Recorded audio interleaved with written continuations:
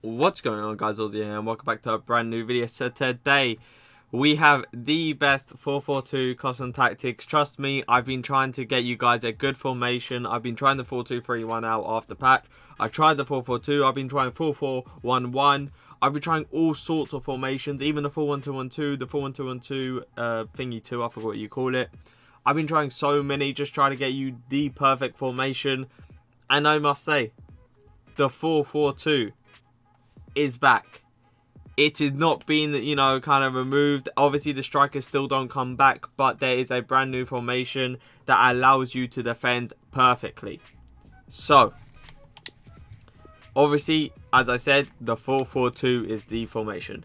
Now, look at these tactics.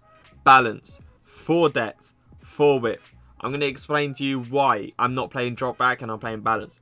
Pretty much, with the drop back, if you go 2 depth with drop back, your defensive line drops back.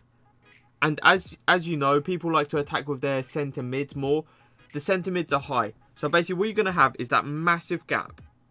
That massive gap in behind where they're pretty much getting a 1v1 chance against defenders every single time.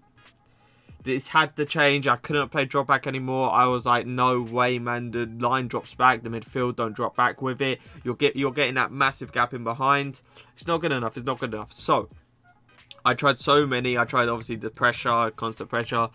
I tried to even try drop back with a higher depth and see if that worked. It didn't. So, what I found out was balance is the best. Balance basically allows your players to be in line with your midfield and your defensive line. It kind of gets a small gap, and the most overpowered way to score this year is going straight through the middle. If you go straight through the middle, obviously the players can cut, you can work it, you can cut on each side, shoot near post, shoot far post, whatever. It depends obviously in the scenario. But what I found out about this using balance is that the centre mids kind of drop back with the defenders and pretty much leave a tiny gap. Which this obviously allows your centre backs not to have a one-on-one chance every single time. You're going to have those centre mids pressuring. What you're going to do though is when you're defending, get a Messi or get whoever's up playing in front. For me, it's Messi and Ronaldo. Get a Messi or Ronaldo, aka or someone, whoever you have at front.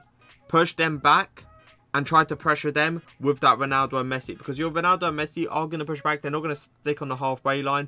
And usually, you know how this FIFA is. They pass around the back. They do all this, switching play. But what you want to do... I'm going to be showing you the instructions, obviously. But we're going to go into offense. So, I chose possession. I did play long ball back in the day. But I chose possession simply because when you're taking a goal kick, you can instantly spam A to the right and your player's already there. You don't have to click RB to them to come short. It's a guarantee. You're basically guaranteed to get the ball out every single time. Now, if they do start running towards your right back and pressuring you, obviously you've done it a few times, let's say. What you can do is you click RB, make sure you have a big centre mid and just hold LB, X. I think it's around 1 bar. 1.5 bars power. You're going to chip it into your big centre mid and you're most likely going to win a header. Usually they don't have a big striker and that's the person that obviously contests it. Now, for the full width, 4 players in a box, 2 corners, 2 free kicks. I've noticed through corners and free kicks, you don't really need that many players in the box simply because you have your own tactic. If you just pelt the ball into the box, there's always going to be one person that you always love to hit the ball to. And you're not going to kind of need all the other players. There's just going to be irrelevant centre-backs running up and stuff. For me, for corners, I pass short, go to the edge. And then from the edge, I want to pass to an attacker. If I have 3 depth, I see more centre-backs in there. I see sometimes the centre mids in there. I don't want them people in that scenario. I want my attackers so I can turn, shoot, and see what happens. Now, with the free kicks, yet again, you always have a tactic. If it's too far, you're going to pass short most of the time. If it's like 23 yards out, I have a free kick tactic that I usually do on a video, link in the description. That's the tactic I do. But if you're around 30-something yards and you randomly see your centre-backs inside the box, why is your centre-back inside the box? EA, you need to sort that out ASAP. You need to, make us decide who gets into that box. But yeah, I don't want him obviously in the box, so I go on 2 depth. It kind of gets a centre back and not 1 centre back forward. But Instructions. This is where it gets, you know, it gets a bit... Alright, so we're going to start with the keeper. Balance, balance. Don't touch the keeper. Don't worry about that. I know they added instructions this year, but I personally think it's useless. Centre backs, don't touch it again. Stay back while attacking. Stay back while attacking. Now, left back, stay back while attacking. The right back, stay back while attacking. The right mid, you're going to put come back on defense. Make sure it's come back on defense. Make sure it's not on stay forward. Because basically, your Neymar is going to cover the wings while covering that little gap between Hullet and him.